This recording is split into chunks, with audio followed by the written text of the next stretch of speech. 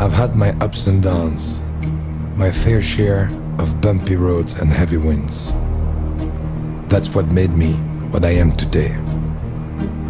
Now I stand here before you.